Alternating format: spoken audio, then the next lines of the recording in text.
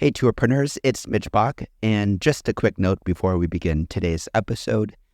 Tourpreneur is currently sponsored by Google. We're thankful for their support of our community, and we are offering with them a completely free course helping you unlock the power and potential of Google's Things to Do program, which is specifically helping tour operators add their tours to Google in new ways that gives you new exposure and more direct bookings. To learn more, go to tourpreneur.com/Google.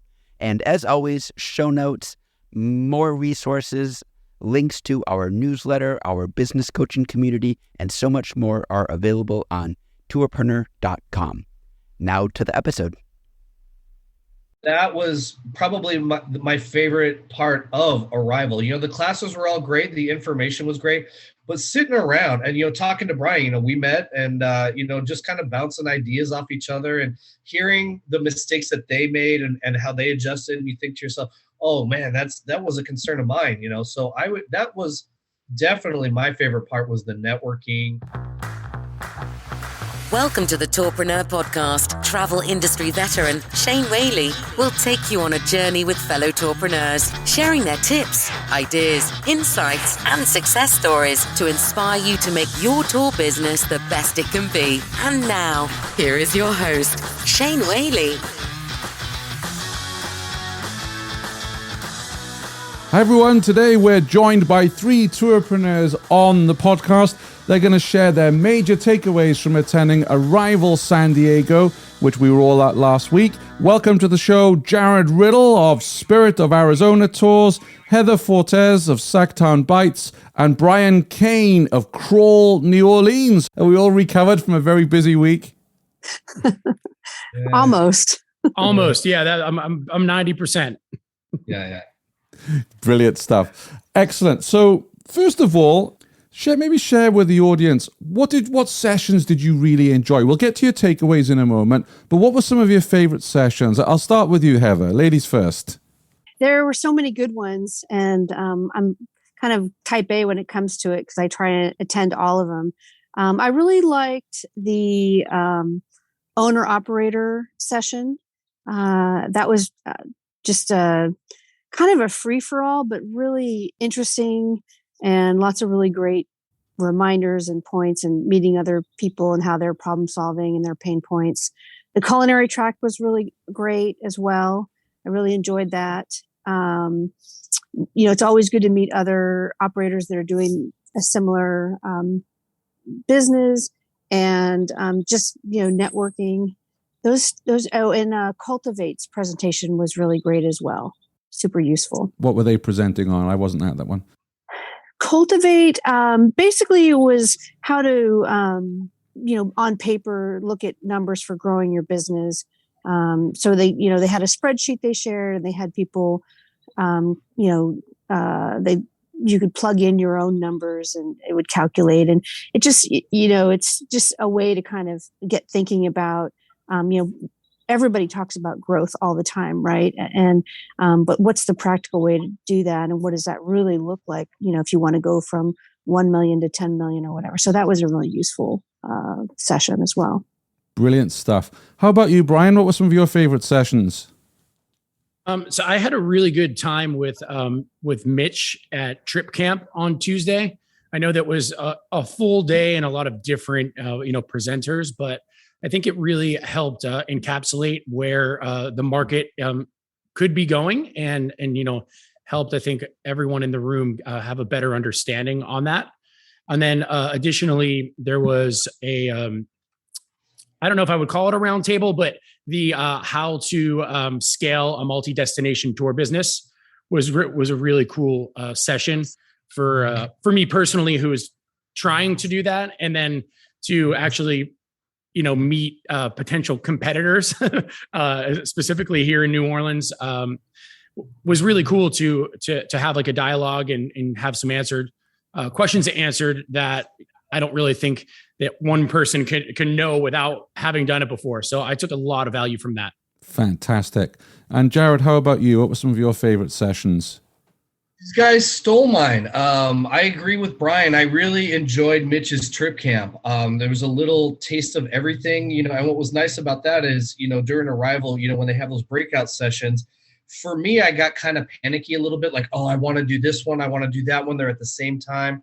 But Mitch's was like nice and like layered, and then we didn't have to worry about going anywhere. It got a little long the end of the day, but then, Peter rounded it out. And his presentation was like a jolt of energy. Yeah. I also really enjoyed the tour operator owner session. That was a very nice roundtable.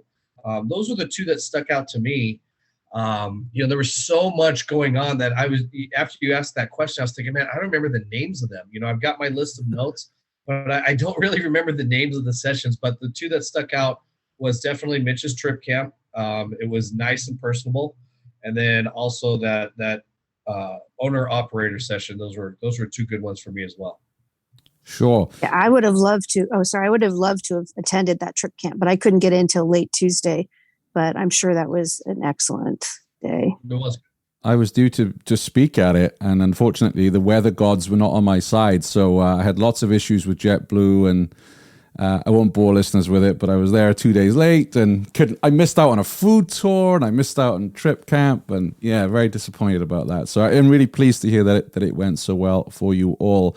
I want to dig into a little bit about your takeaways, because these events are all great to go to, but when we come home, kind of what are we going to implement in our business? So Jared, I'll start with you this time. Maybe share a couple of takeaways that you picked up at Arrival that's going to, because you've been in business, if memory serves me right, there for 10 years, or you've been a tour guide for 10 years, and how long's your business been around? I've been a tour guide for 10 years. I started my company in September 2019, right? 6 months before the.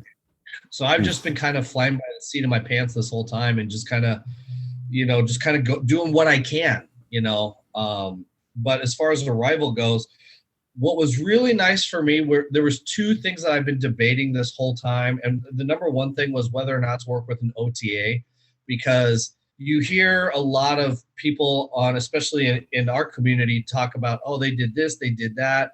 But every operator that I spoke with, they all agreed you have to do it. And that was actually a nice relief for me that, like, okay, I'm going to do it.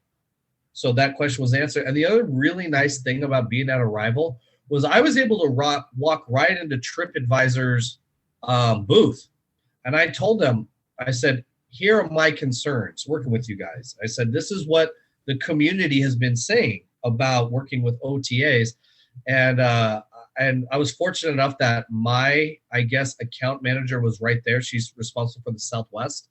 So she and I sat down together and we spoke face to face, which is so much better than emails and phone calls. We were able to speak face to face. And when you can put faces with names, there's that personal relationship. And I felt a lot better about moving forward with working with an OTA.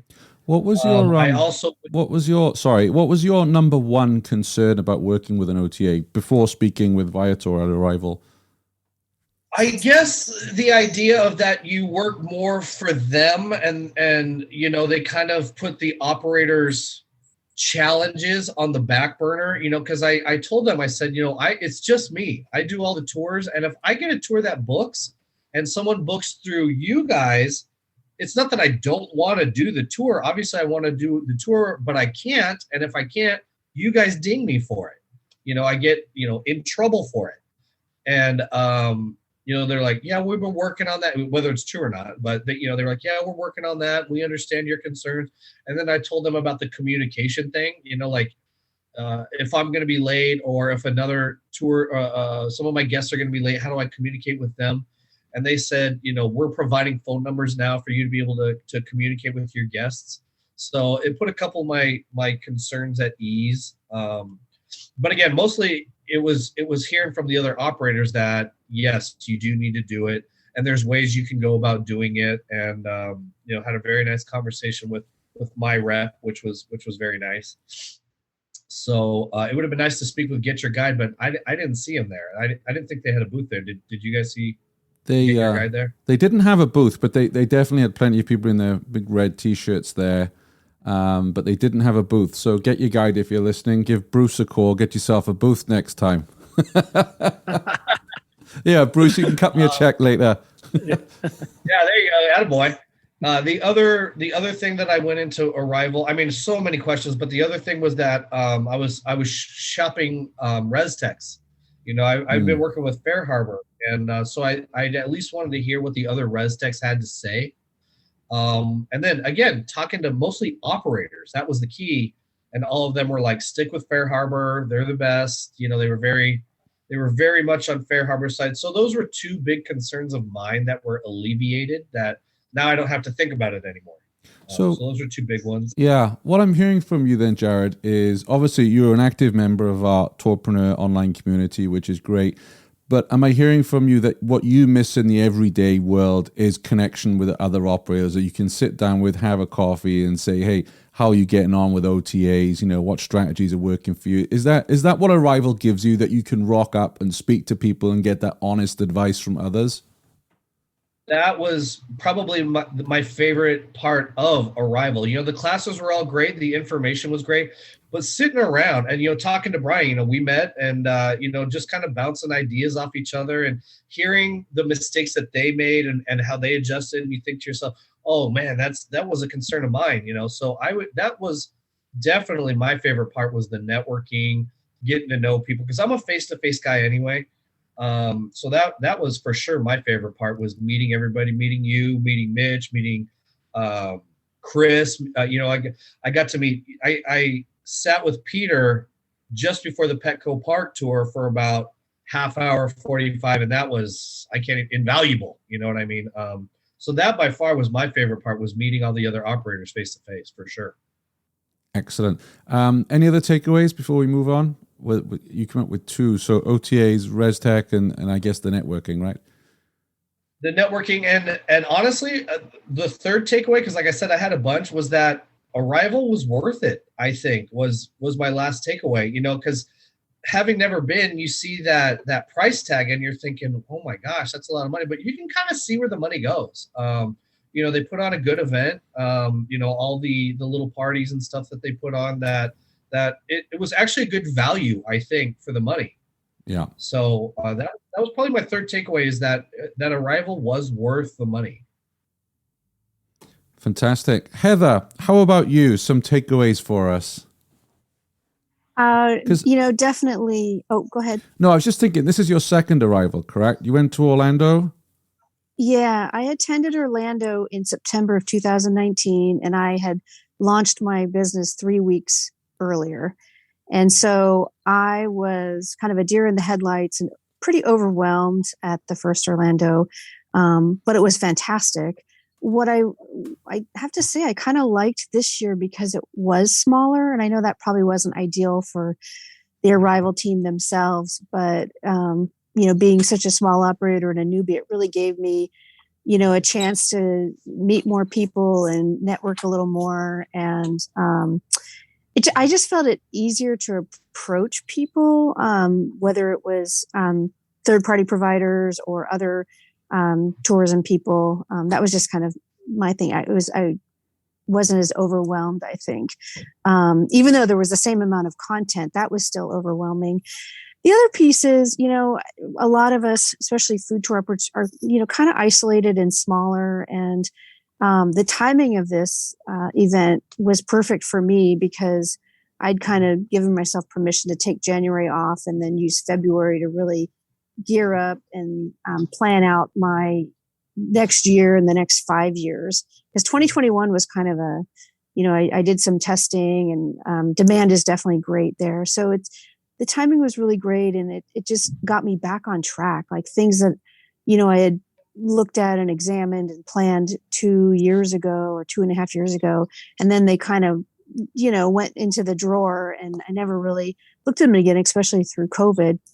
So it was great, just refresher of, and then it's kind of overwhelming too, because you come back and you're like, oh my gosh, I have so much to do now. But it's great to have some resources now to call upon.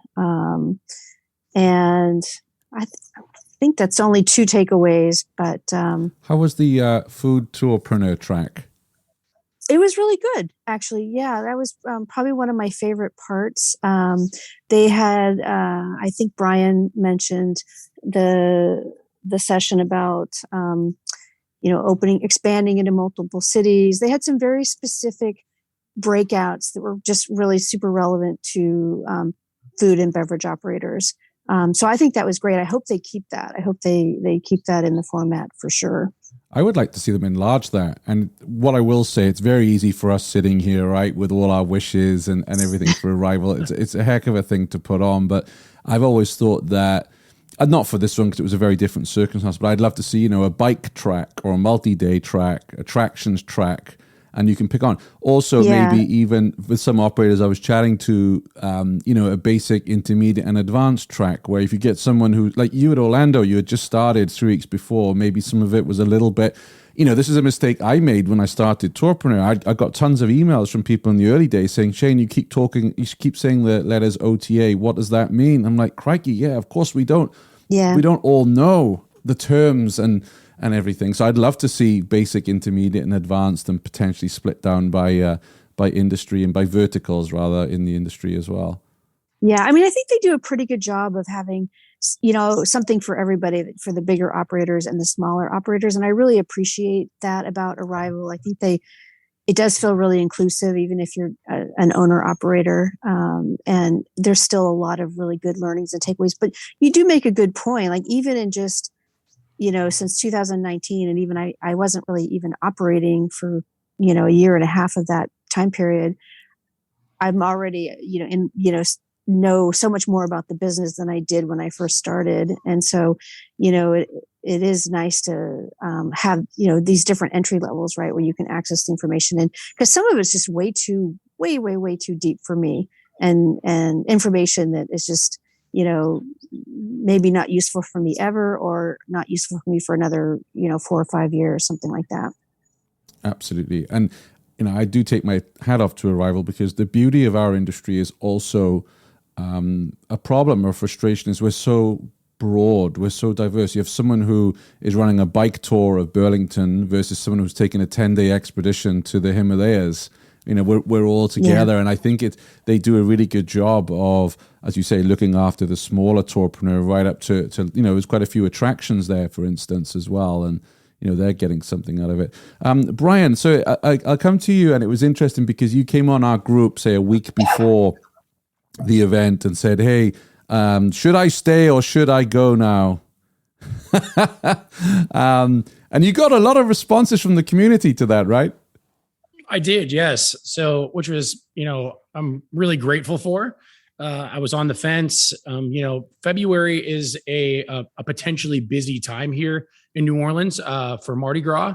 And so initially when, Arival was moved into, the first week of February, I pretty much immediately wrote it off just based on the time of the year that it was. And so then I'm going back and forth. All right, it's not really that busy. We have a late Mardi Gras this year.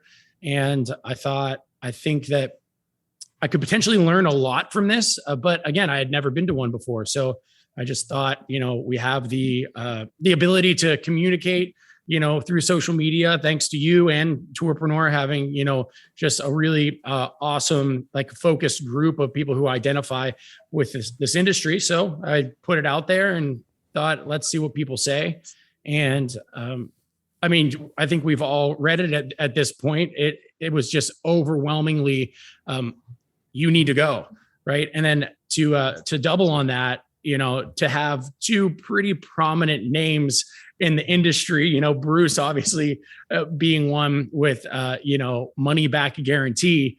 I thought, okay, this is a pretty good kind of trump card. Hey, you better show up here, Yeah. So, and I'm really glad that I attended. First, the post, it really kind of had my name and my brand's reach, exponentially grow in that community. So a lot of people walked up and introduced themselves to me that I may not have met if that post didn't go out. So I'm just super grateful for that. And you became friends with Jared because of that, right? Immediately, as soon as Jared walked into Trip Camp, it was like we made eye contact, and it was like boys from the first moment, and it was great. And we really did. It was exactly that. So honestly, it was really cool to have, what felt like a counterpart in. We were both in the same place a few days before. Should we or shouldn't we attend?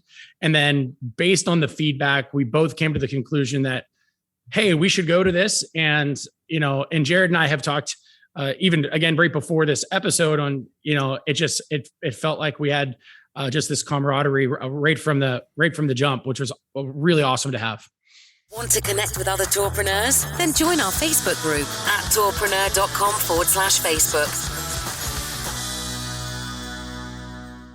And I'm really pleased and proud that Tourpreneur played a part in that. And what I really liked was in that thread, and this is what we try and do with all threads. If someone comes on and says, hey, should I work with Viator or not? You'll get honest. It's what we're talking about attending an Arival event. You get this in our Tourpreneur group where your peers that don't have any vested interest will come and say, well, this is what I liked or this is what I didn't like. Please bear this in mind. And that's the kind of exchange we need, because we don't have big alumni associations for what we do, right? We don't go to Cornell or the International Hotel School in The Hague. We're kind of out there on our own, so it's good to have these resources. So let's talk about some of your takeaways then, Brian. As a first-time attendee, what did you learn? And I have a number of notes written down here, so I'm going to try to hit the three main ones. First, to diversify discovery options. Right. And so this kind of ties into my second point as well a little, posting on Instagram, posting on Facebook, posting on your website, creating blogs. Now this whole TikTok thing is, should we or shouldn't we be on it? Is that our demographic? Is it too young? Not.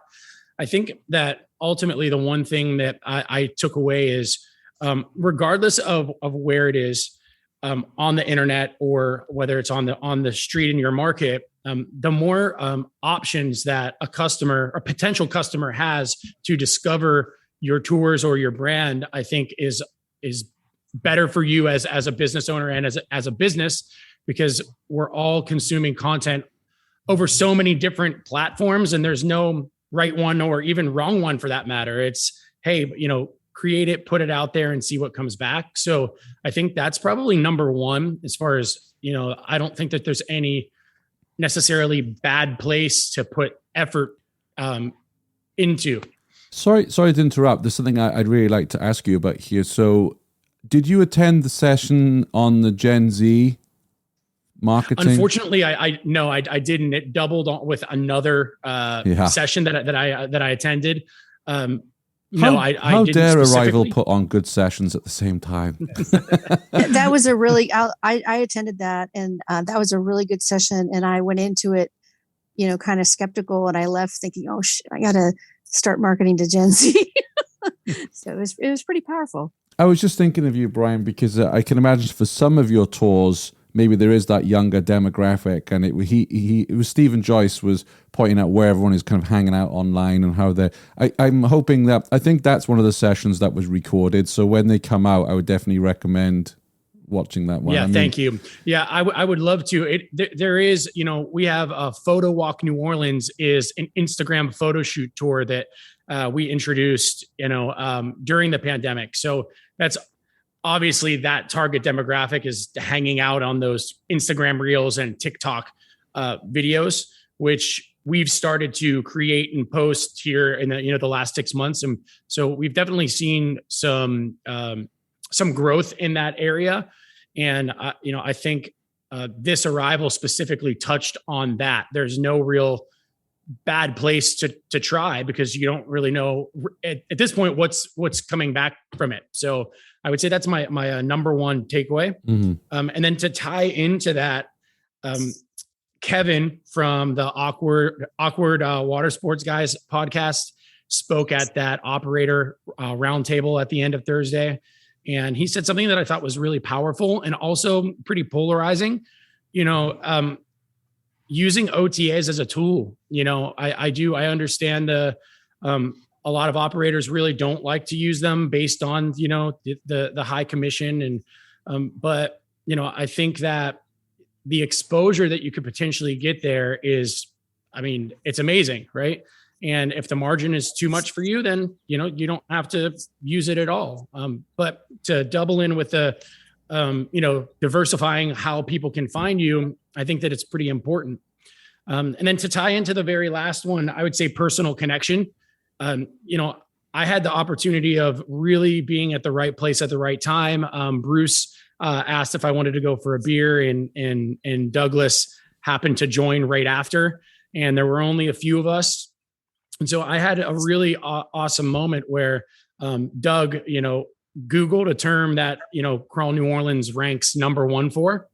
And on mobile, we were still the 4th listing because, Viator and Get Your Guide, and, they're targeting those keywords. So, I've worked really hard to rank, really high for some of these terms, but, realistically, we're number 4. So if I'm not listed on Viator, it's, you're just not there. Right. So I think that, that just doubled down on my opinion of, hey, I think that if you price your tour at the right price point and you know what your margins are, then you can understand, whether you can or can't be there on those tours or not.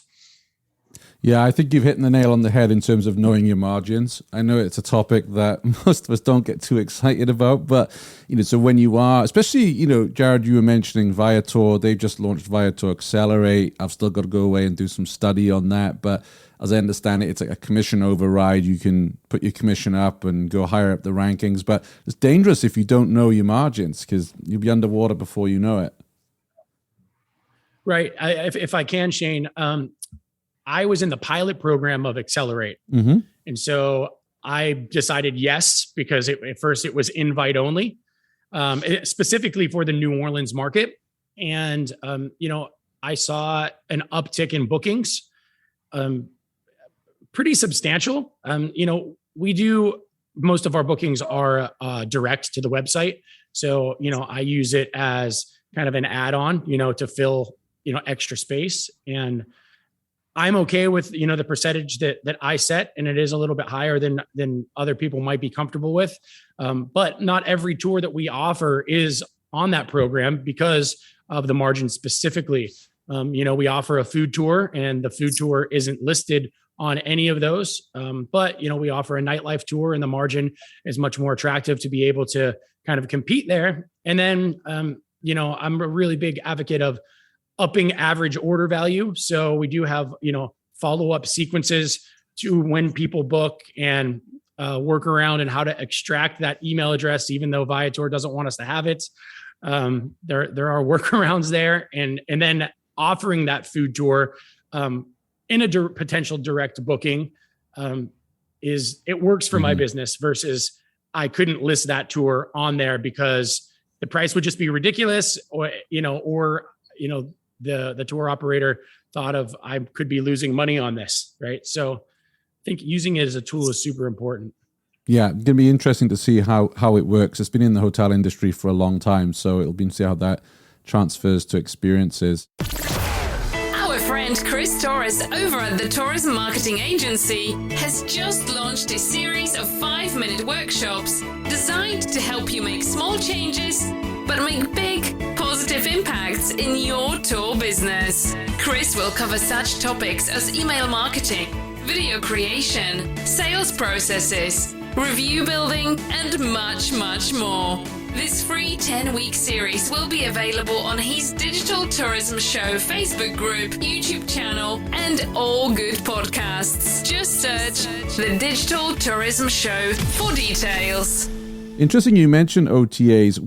And this is out to all of you, so obviously there was one session where the head honchos of Viator, Amusement, Get Your Guide were on stage. There was one more there. There was 4 of them, wasn't there? Or was there 3? Tois. That's how much tequila I had last week. I'm struggling to name if there was 4 up there. I think there was, yeah. But what was your takeaway from that session? We'll start with you, Heather. Did you attend that one? It kind of felt like a rerun of a couple of years, Orlando, and just putting people in the hot seat, and they're not really at liberty to say anything really useful or constructive. And I I was kind of thinking maybe we should hear from some OTAs that aren't the top four. Like it'd be interesting to hear from some more diversity in that lineup. So I head out with the fourth company. Sorry, Varun, for forgetting you there. Oh, that's right. Yeah. Yeah. So it was the four. Brian, what did you think of it? So, and I commented on the post on Tourpreneur specifically about this. It's four heads of very, very large, some public, funded companies who are obviously media trained in how to speak for 4 minutes without actually saying anything. Yeah. So it was just, Christian Watts was just really put them on the spot. And I thought it was genius what he did and how he did it. And, we still didn't receive an answer from any one of them. I would much rather have them come out and just be honest, say it. Hey, we think that we own this customer. We spent the advertising dollars. We created the brand. Viator is a trusted place to buy things. And if the consumer thinks that is more comfortable with that journey, then, there is a point of they technically do own that information. But come out and say it. That's my big thing. Like I'm okay with it if you come out and say, hey, you know what? We created this platform and we're not sharing this and we're not putting your logo on it because we don't want to take away from our brand. Whether you're okay with that or not, I'm not like commenting on, but I would just much rather hear them say it rather than dance around it, for 40 minutes. Yeah, and I think that the challenge is, and full disclosure, I'm an ex-regional director at Get Your Guide. I was on that panel for the very first Arival in 2017, and there's a lot of pressure on you. You're terrified of saying the wrong thing. But what, as operators, we turn up to that event, and Douglas Quimby did the best job he could do to try and get some answers. But as operators, as tourpreneurs, what were you looking for from the four people on the stage? Particularly you, Jared, you were saying that you were hearing from operators that, you do need to have OTA as part of your strategy. What do you think you can hear from the top guys? And there was no gals there, as Douglas pointed out, but from the top guys of the OTAs? Or is there anything you think they can help you with? Well, here's what I'll say about that is Brian, he said it perfectly, is that I came away from it almost more frustrated. They came off very smug to me. You know what I mean? And I agree that if they just would have been like, guys, this is our brand. This is how we operate. We'd love to work with you, but this is how it would have been a lot more respectful, because one of the things, and I was talking to some other operators that maybe they didn't realize that they're talking to a room full of people that started businesses. So nobody in that room is dumb. And they were almost treating us like we were a little bit. And that I did not appreciate that at all. If they would have been a little bit more on the forefront and just been like, this is what we do, this is why we do it. We love to work with you, but if you don't, then that's okay too. Where the whole, we don't give you customer information because it's best for the customer. Like that frustrated me. I don't even work with them. And just hearing that kind of stuff was just so frustrating. So I came out of that more with a dislike for their smugness. I felt like they were almost talking down to us a little bit. Like, we know more about, even though we're the boots on the ground, we're the face of kind of their company in a sense. Like, we deliver the experience. They kept telling us what was better for the customer, which was really frustrating for me, because who knows better than what's for the customer than we do? I doubt any of them have ever led a tour. Maybe I'm wrong, but I doubt it. So if they would just have been a little bit more, like Brian said, like, this is what we do.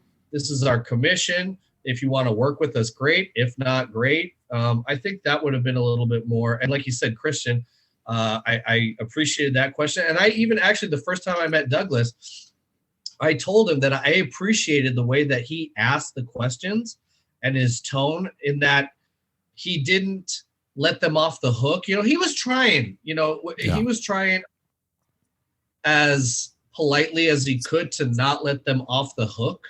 When they would give an answer, he'd say, oh, come on, da-da-da-da. And then they'd turn around with another smug, no answer. So if my dislike for them increase, But, again, speaking to the other operators and to what Brian said is using them as a tool more than having to rely on them. So that was my takeaway from that session. I don't think any of us got a straight answer on anything. Well, and also, I think I didn't hear any new strategy. I didn't really hear a vision. And I know many of us were in a holding pattern because of the pandemic and we're just getting back into it. But I didn't hear anything to get excited about from them. And I almost thought, you know what, they may as well have all had a sponsored demo lab. We go in there and they're like, okay, here's 3 ways you can increase your business through working with us, and you got to have 8 photographs and cancellation policy and whatever, and these are your tour descriptions. I think we as operators would get more out of that than having the 4 heads of the OTAs on the stage personally. Yeah, and like I mentioned in the thread on the Tourpreneur Facebook, in my mind though, I was thinking I do kind of respect them for getting up there, knowing that they probably weren't going to be very liked. They didn't shy away. Again, they didn't answer questions, but at least they kind of.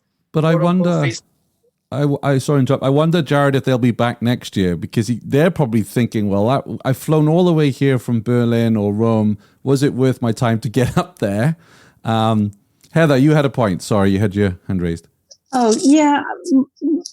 My feeling is the people on the stage are so far removed from the customer experience. And I kept hearing, I can't remember the gentleman's name from Get Your Guide, and how they have customer service and they're right there, and it can't, and it's like, you know what? They don't have that when you're a small operator. If you're one of their giant money-making operators, maybe you do get that. But I tried for months to get something live on Get Your Guide, and I just finally gave up.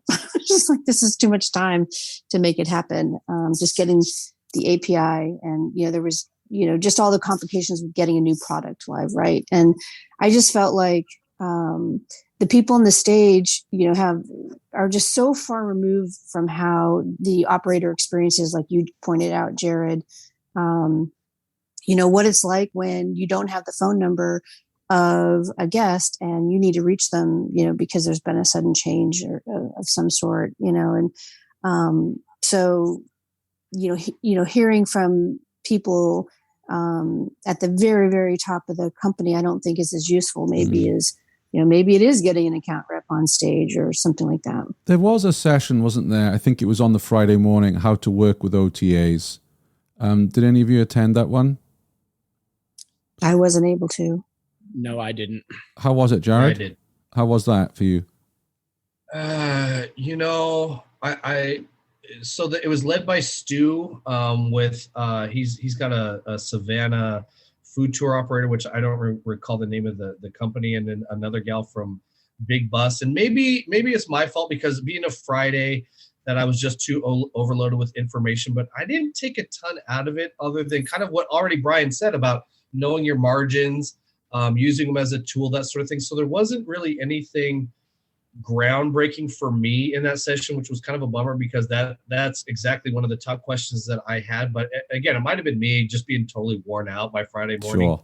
I did feel sorry for them having that morning session. It was on the Friday. I'm like, it's brutal. And it's such an important session. I wish it was earlier in the week. That would be my feedback. And then there was also, I guess, another blockbuster session was with the 4 res techs. How was that for you? Start with you, Brian. I enjoyed that. I'm a Peak user, and when I first started the business, I was actually with Fair Harbor, and then I made the switch. I really like everything that Peak has to offer, so I don't want this to turn into a sales pitch for Peak, but I love her candor. I like she's pretty fiery and is, in my opinion, really switched on. I enjoyed it a lot. It was cool to see them kind of go back and forth on different features and different things. It was a bit refreshing compared to the other one where you didn't really get an answer from anyone. Mm-hmm. How about you, Heather? For me, I was a little frustrated in that they all claim to help you get bookings, but none of them really are able to say how they do that. At least they weren't doing that on stage that day. And I thought that was a little disappointing because, otherwise they all, do a very, very similar thing. And it was, there wasn't a lot of distinction among the four of them for me. So that was my takeaway on that. I suggested to Douglas, and he kind of asked this question, but in a different way than I would have done. And he's the master and the apprentice. So, but the question I would have asked was, what's your company's superpower? And by that, Peak might have said, our technology is second to none. Fair Harbor might have said, our customer service can't be beaten. It's 24/7. Give me something that I can go away and think, oh, wow, I didn't realize they offered that, or whatever it may be. But what's their superpower? And there's 160 res techs out there. And I asked myself the same thing. It's like, okay, what are the differences between them all and what's right for my business? Jared, what was your takeaway? That's a tough one to answer. You know what? The one thing that stood out to me was when they were talking about like commission rates and this and that. When and this isn't because I work with Fair Harbor, but Ted from Fair Harbor goes, "We have the lowest credit card rates." By the way, that was really the only thing that stuck out to me. Yeah. Because it would have been, like you said, it would have been nice to hear, this is what I do better than maybe them. And I don't know, they're probably trying to keep that politeness about them. Would have been like, this is what we do better than them. And then maybe I could have gone and researched that, talked to the other operators. Like Brian, he went from Fair Harbor to Peak.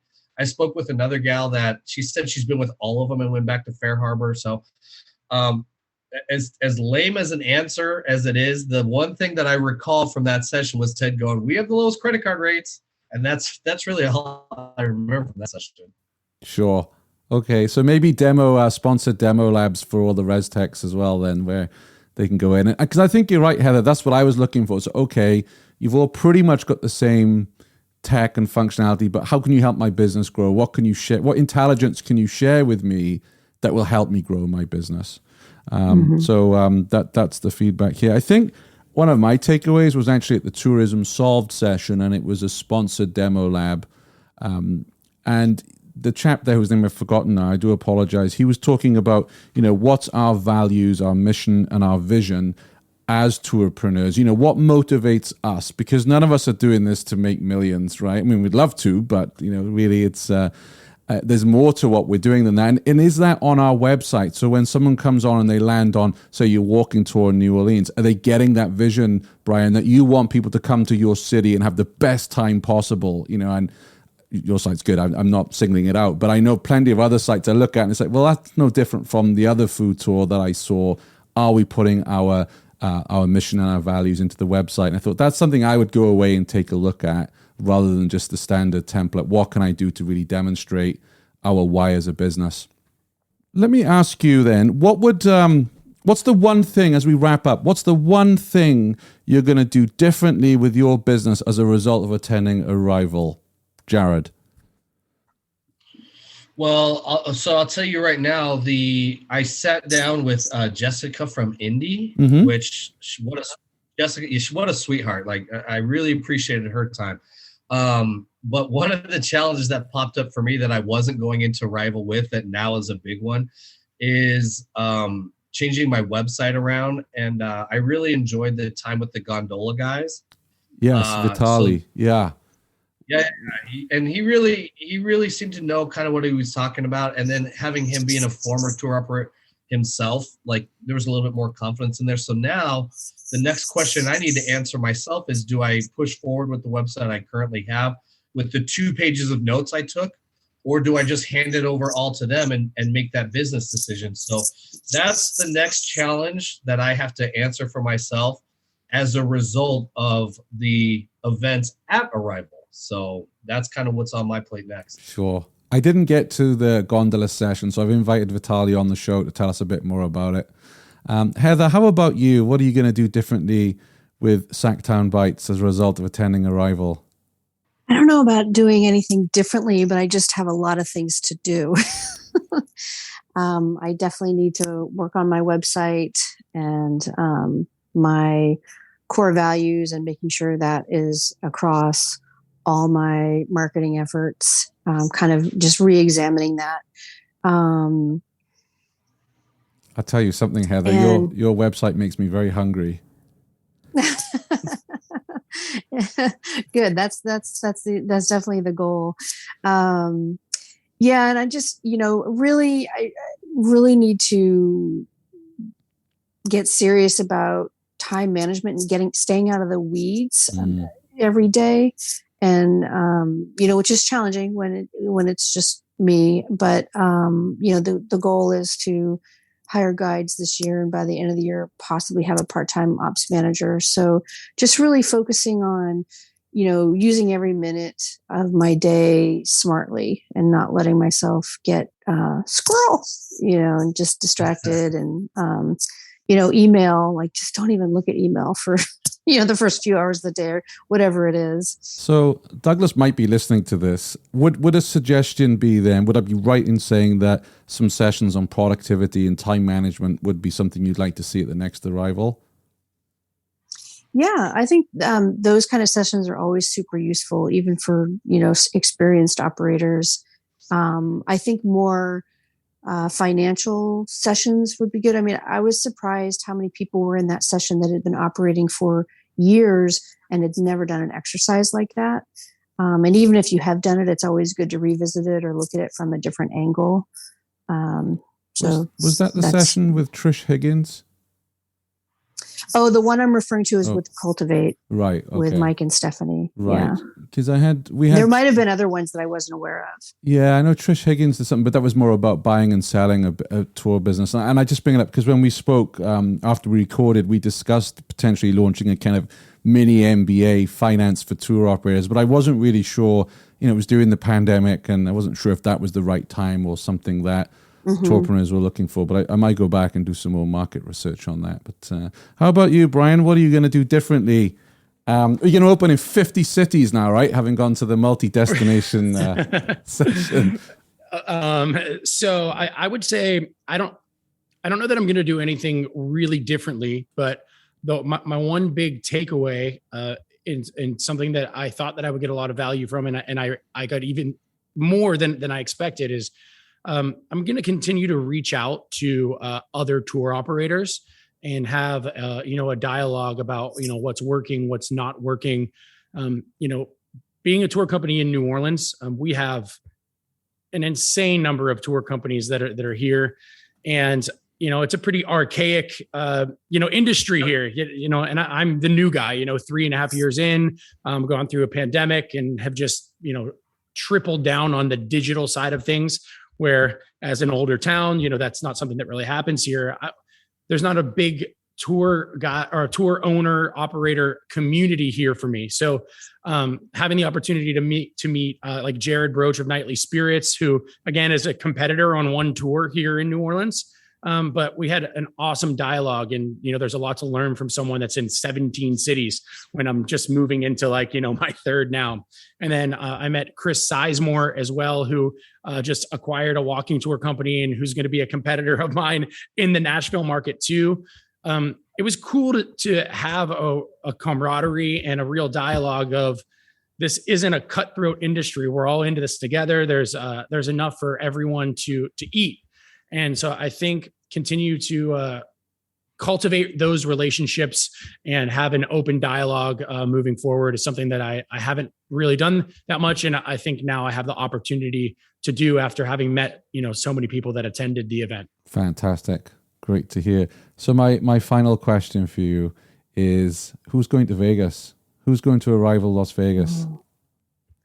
I'll be in Vegas. I think I'm going to try and make it for sure. Jared? Well, so my best seller, my tour is a tour called Phoenix Murders and Mysteries. It's kind of a haunted tour. In October, it's usually popping. So it just, it kind of, and while I'm on that topic, one of the other things I took from Arival is, I can't do it on my own. I'm going to, at some point, they're going to have to bring somebody in. And maybe by October, if I bring somebody in and I can trust them, then I'd be happy to go to Arival in Vegas. So we'll see what the next few months bring. Well, if I can jump in there, Jared, to double down on what I said, I used to be the only tour guide for the company, and now I have 9.